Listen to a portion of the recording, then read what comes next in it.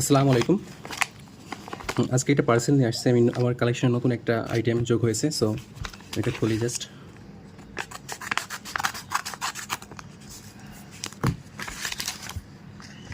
তো এই যে এটা হচ্ছে 2 টাকার একটা নোটের বান্ডিল। আমি খুলি ভিতরে।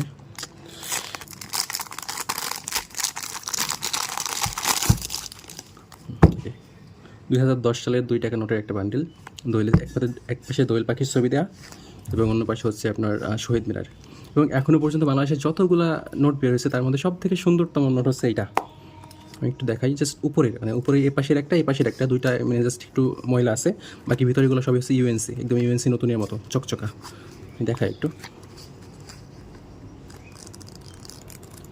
সব চকচকা, ভিতরেগুলো সব চকচকা, জাস্ট উপরের এই পাশের একটা এবং এই পাশের একটা শুধু একটু ধুলা ময়লা লেগে আছে। তো আমি এটা বানিলে খুলেই দেখাই। এই যে পুরা ইউএনসি একটা নোট।